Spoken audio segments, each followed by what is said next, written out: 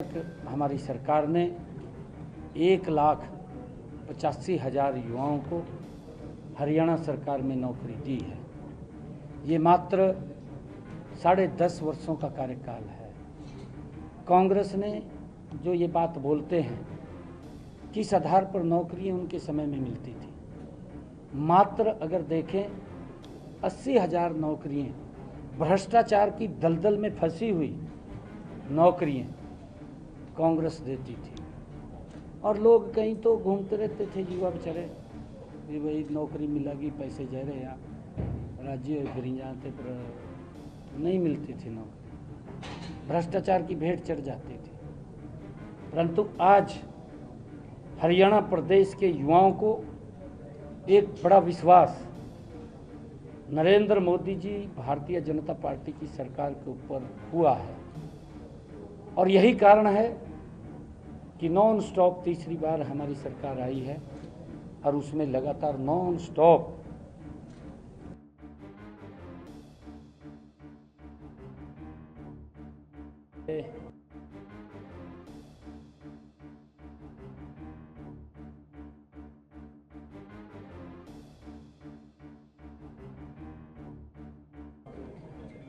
नवनियुक्त group D के अभ्यर्थियों को पिछले दिनों लगभग 7500 नए युवाओं की ज्वाइनिंग हुई थी।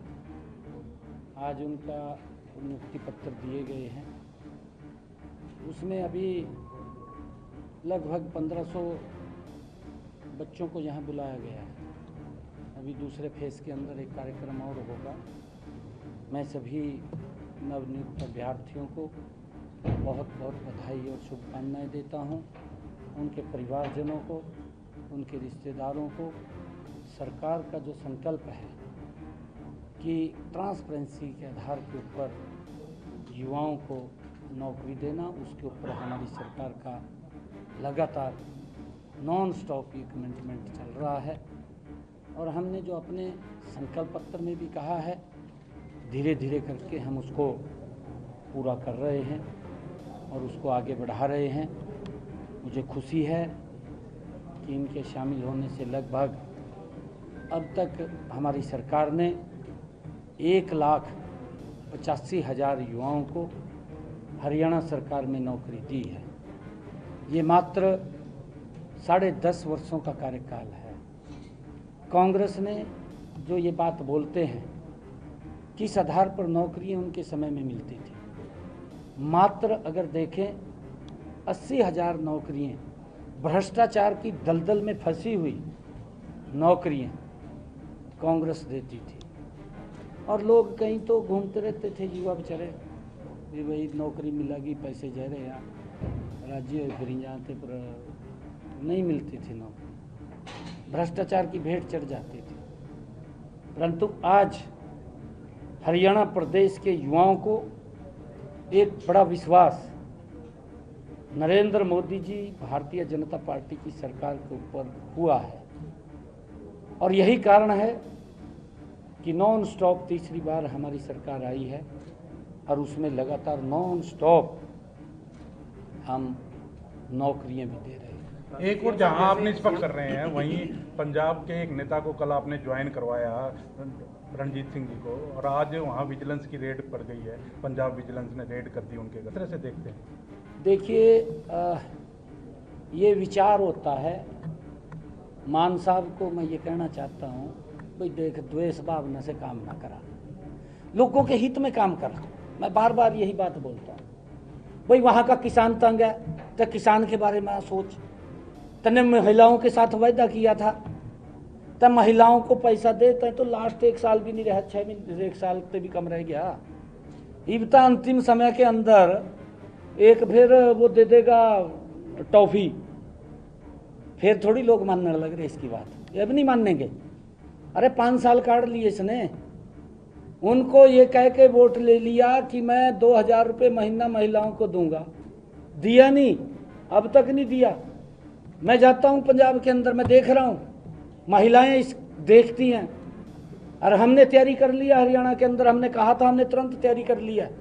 उसका जल्दी पोर्टल खोलने वाले हैं। हम 2100 रुपया बहनों को देंगे, परंतु इन्होंने झूठ बोल के ले ली वोट। किसाना का लठ मरवाई दिए, पहले उनका कह दिया उन्होंने। अब हम हरियाणा के किसान की सारी फसल MSP पर खरीद रहे। भाई ये क्या नहीं खरीद रहे? हम किसान के अगर फसल का खराबा होता है तो उसका मुआवजा दे रहे हैं, और मुआवजे के अंदर भी अगर अंतर करें, कांग्रेस के समय में 2004 से लेकर के 2014 हरियाणा के अंदर कांग्रेस ने, क्योंकि कांग्रेस के ही ये मासी के और मास्टर के बेटे है ना, आम आदमी और ये आम आदमी और कांग्रेस, ये दोनों एक परिवार के मेंबर है और दोनों गठबंधन भी कर ले हैं, फिर वो एक दूसरे को गाला भी लग जाते हैं। ये दोनों की विचार एक है, दोनों की विचारधारा एक है। अगर हम यहाँ हरियाणा की बात करें, हरियाणा के अंदर कांग्रेस ने जो मुआवजा दिया 10 सालों में किसान को, वो 5500 करोड़ रुपए दिया। और नरेंद्र मोदी की सरकार, ये डबल इंजन की सरकार हरियाणा में बनी तो 10 वर्षों के अंदर 15,284 करोड़ रुपया, कल भी मैंने 58 करोड़ रुपया जारी किया है। इतना मुआवजा किसान का दिया, ऐतिहासिक मुआवजा है। लोग देखते हैं, ऐसा नहीं है। पंजाब के लोग किसान, मैं बात कर मैं बात तो कर लूँ पूरी। इब उसने उसको बेचारे को कल ज्वाइन किया, उसने इब उसके ऊपर क्यों गुस्सा काट रहा? लोगों ने नकार दिया पंजाब के, और केजरीवाल दिल्ली में तो लुकता है और फिर रहा। ये पंजाब के लोग भी देख रहे, भी कहा लुक आयो, कभी कहीं चला जा, कभी कहीं चला जा। रह गया साले केजरीवाल साहब, तेन यहाँ से बाहर करांगे कर नहीं रहे कुछ भी। मैं अभी पिछले दिनों गया पंजाब में मैं गया तो मैंने पूछा, मैं कहा जी प्रधानमंत्री जी आयुष्मान कार्ड का लाभ दे रहे हैं, क्या आपको मिल रहा? कहा ना जी। अरे गरीब आदमी को लाभ ही नहीं मिल रहा, ये कैसे वो इसके ऊपर विश्वास करें?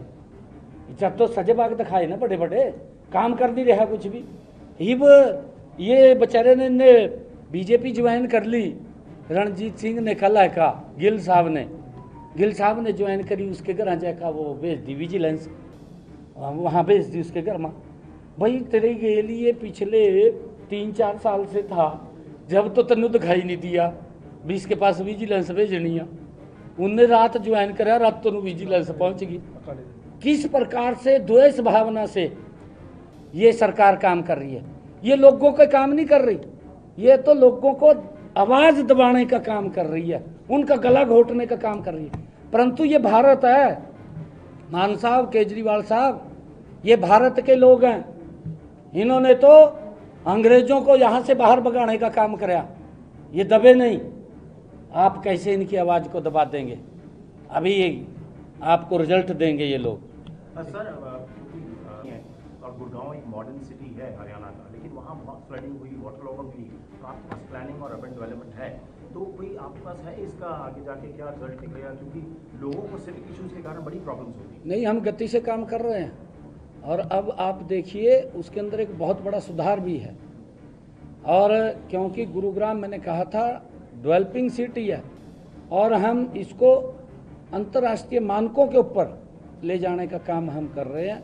गति से हमारे अधिकारी भी लगे हुए हैं। बरसात के समय के अंदर जब भारी बरसात आ जाती है, अब अमेरिका तो ये कह रहा, कहा जी मैं सबसे पावरफुल वो हूँ देश, ये वहाँ बरसात पड़ी है, कैलिफोर्निया सिटी मकान तक बह गए। तो जब वो इतना बरसात आती है तो उसके आगे कोई प्रकृति के आगे नहीं कोई ठहर सकता। तो हमें भी उस बात को समझना चाहिए। ऐसा नहीं है कि जब ज़्यादा बरसात आ गई तो ज़्यादा बरसात तो नुकसानदेही तो होगी, परंतु व्यवस्था हम ठीक करेंगे।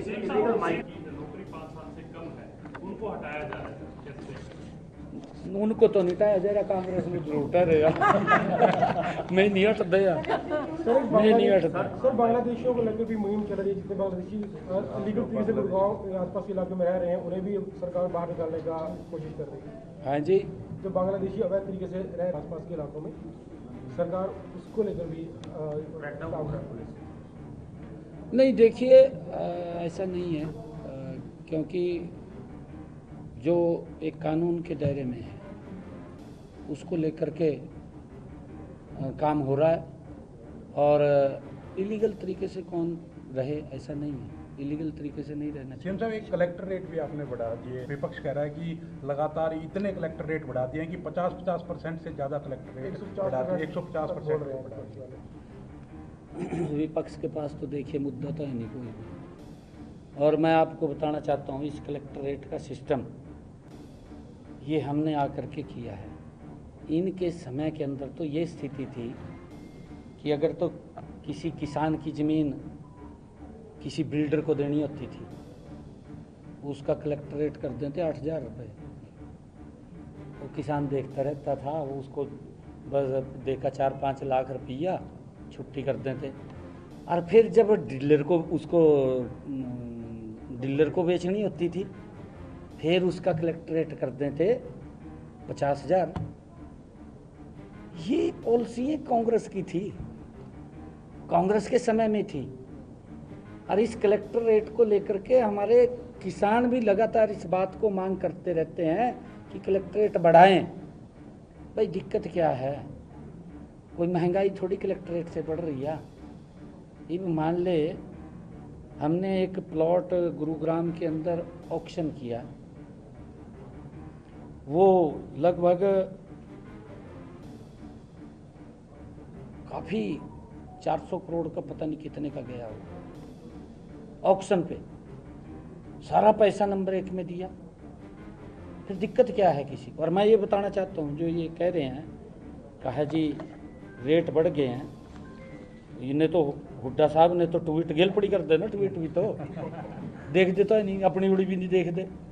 इस तरह का सारे के सारे खड़े हो गए, इनको तो जनो किसी ने मुद्दा मिल गया, वही भी है, इस तरह खड़े हो गए।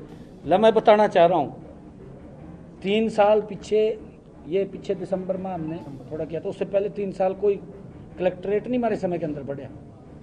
0 से लेकर के 35, जहाँ 10% बढ़ा, 35 से लेकर के 70%, ये जो 0 से लेकर के 35 है। क्योंकि जहाँ कलेक्टर रेट तय होता है, वहाँ की हाईएस्ट जो रजिस्ट्री होती है उसको देखते हैं। उस रजिस्ट्री के अंदर जो 35% की वृद्धि हुई, उसका 10% हमने बढ़ाया, जहाँ 35% की वृद्धि थी।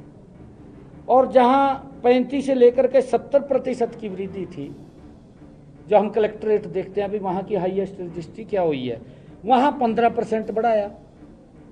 और जहाँ 70 से 100% थी, भी 70 से उसका 2 गुना हो गया, वहाँ पर 20% बढ़ाया। भी मान ले 100 रुपये की चीज़ थी और वो मार्केट में 200 रुपये की मिलने लगी, तो हमने उसका फिर 20% बढ़ाया। किसी के ऊपर इसका असर नहीं पड़ रहा, असर नहीं इसका पड़ रहा। और जहाँ 101% से 150% होगी, भी 2 गुने से भी ज़्यादा होगी, उसका 30% बढ़ाया। और जो 151 से 200% होगी, वहाँ से हमने 40% बढ़ाया। और जहाँ 200% से ज़्यादा होगी, जो मैंने अभी गुरुग्राम की बात की रही है कि वहाँ पर इतनी बड़ी हाईएस्ट रजिस्ट्री हुई है, ये भी ने ट्वीट कर दिया कि 150 गुना बढ़ा दिया, उसका भी हमने 50% बढ़ाया। जहाँ पर इतना ज़्यादा 2 गुने से भी ज़्यादा रजिस्ट्री हुई है। अरे नहीं, अलग अलग एरिए का है, अलग अलग एरिए का है। जैसे गुरुग्राम का कुछ और है, पंचकुले का कुछ और है, अम्बाले का कुछ और है। और इसके लिए मैं आपको बताना चाहता हूँ, जो ये कलेक्टर रेट है, ये तो इनके द्वारा अफवाहें फैलाई जा रही हैं। अब गुरुग्राम की हम बात करें, रिहायशी प्लाट की, ये 78,75,000 इसका वो ट्रांजैक्शन हुई, एक प्लॉट की रजिस्ट्री। और जबकि इसका कलेक्टर रेट था 66,57,000, इसका 10% ही तो बढ़ा। कितना बढ़ा इसका, कोई ज़्यादा नहीं है, 58,190। ये तो इस प्रकार का इन्होंने हवा कर दिया उठा करके, कहा जी कलेक्ट्रेट बढ़ा दिए, कलेक्ट्रेट बढ़ा दिए, और देर नहीं करी है, ट्वीट कर दिया 150% से ज़्यादा बढ़ा दिए कहा रेट। पूरी तरह विपक्ष, क्योंकि विपक्ष पड़ा उसमें कोमा में, ICU में पड़ा, इव अंदर पड़े पड़े ट्वीट ही करांगे, इधर उधर की बोलेंगे बात। और क्योंकि ये जो मैंने जो बताया है कि इनका जो पिछली सरकारों का इनका कलेक्ट्रेट का पैमाना था वो मैंने बता दिया। इन्होंने तो अपने समय में चाहे कोई सी सरकार रही है वही पैमाना रखा उन्होंने, क्योंकि तभी तो किसान रो ही जाते, कहा जी मन तो कुछ भी नहीं मिला, ना आगे कुछ देने न मिला। और अब आपके सामने है जो कलेक्ट्रेट बढ़ रहा है तो मेरे किसान को भी लाभ हो रहा है, और वो महंगाई नहीं बढ़ रही है। हम गरीब का भी ध्यान करें, उसके ऊपर भी चर्चा कर रहे हैं हम भी, गरीब के ऊपर कोई दबाव ना पड़े किसी प्रकार का। हम अभी 100 गज के प्लाट देने की बात कर रहे हैं, अभी 1-2 दिन में कार्यक्रम है गरीब व्यक्ति को। और हम ये भी है कि जो महिलाओं को जैसे राहत देते हैं उसके अंदर सारे चर्चाएं चल रही हैं उसके अंदर, हाँ, परंतु हमने एक केंद्रित फार्मूला बनाया है कलेक्टर का, और उसको ध्यान में रख करके इन रेट को हर साल वो निर्धारण होते हैं। तो इनकी सरकार में भी होते थे, पर इनकी सरकार में मैंने बताया कि नीचा DC करता था, DC ये करता था जो मान लो ऊपर से कह दिया भी यहाँ से एक्वायर करनी ज़मीन, दफ़ा 4 लगा देते। कलेक्ट्रेट अगर वहाँ से 20,000 हो तो उन्होंने कहते थे 8,000 कर दे, वो मारा जाता किसान। ये हालात थे इनके। तो इसके अंदर कोई दिक्कत नहीं है किसी प्रकार की, और ये सारा का सारा झूठ की दुकान इन्होंने कांग्रेस ने खोल रखी है। कांग्रेस के साथ और भी लग रहे हैं जिनके पल्ली कुछ नहीं है। बहुत बहुत धन्यवाद। एक विषय आयुष्मान योजना को लेकर के अपना किनारा किया था कि प्राइवेट हॉस्पिटल्स में इलाज नहीं हो, उसको लेकर के आपका विचार है? क्या आयुष्मान कार्ड के तहत जो प्राइवेट अस्पताल में इलाज करते हैं उनका 400 करोड़ रुपया बकाया पहले भी दिया था, तो वो कह रहे हैं कि हम 7 अगस्त से इलाज बंद कर देंगे अगर हमारा बकाया नहीं दिया। और नहीं, देखिए ऐसा नहीं है, क्योंकि जो एक कमेटी बनी, मैंने शायद पीछे भी कहा था, हमने IMA के अधिकारियों जो उनके पदाधिकारी हैं उन सबको बुलाया था, उनसे बातचीत भी हमने किया था, और हमने कहा था कि जो आपके बिल्स आते हैं, बिल्स को वेरीफाई करने के लिए कमेटी बनी हुई है, उसके अंदर जब वो वेरीफाई करती है तो उनको भी बुलाती है, समय लगता है, फिर पूछ भी लेते हैं क्योंकि उनको अधिकार है, पूछते हैं। वो कमेटी बनी हुई है, उसमें थोड़ा समय लग जाता है, कोई दिक्कत नहीं है, परंतु हम जल्दी ही हरियाणा प्रदेश के अंदर जो हमारे डिस्ट्रिक्ट के ऊपर एक अच्छा हॉस्पिटल हम बना रहे हैं जिसके अंदर सारी सुविधाएं वहाँ पर मिलेंगी लोगों को। गरीब व्यक्ति का इलाज करना ये हमारी सरकार का कमिटमेंट है। आयुष्मान कार्ड और चाहे चिरायु कार्ड, उसके माध्यम से गरीब व्यक्ति को सुलभ और सस्ता इलाज देना हमारी सरकार का संकल्प है। हम देंगे, क्योंकि कांग्रेस ने तो दिया ही नहीं आज तक। आम आदमी सरकार भी पंजाब में वो नहीं दे रही है, दिल्ली में नहीं दिया, दिल्ली में भी दिया वो रेखा गुप्ता ही उसने दिया, वहाँ से बड़े वंचित थे, वहाँ से लोग त्राही त्राही करते थे। उन्होंने तो खोल का वो वहाँ से क्या बोल रहे थे, उसने एक खोल दिया था मोहल्ला क्लिनिक खोल दिया था केजरीवाल ने, और उसमें दवाई नहीं हुआ थी 1 पैसे की भी, 5-5 पैसे की गोलियां धक्का लोग दी जाते, ये हालत। Thank you.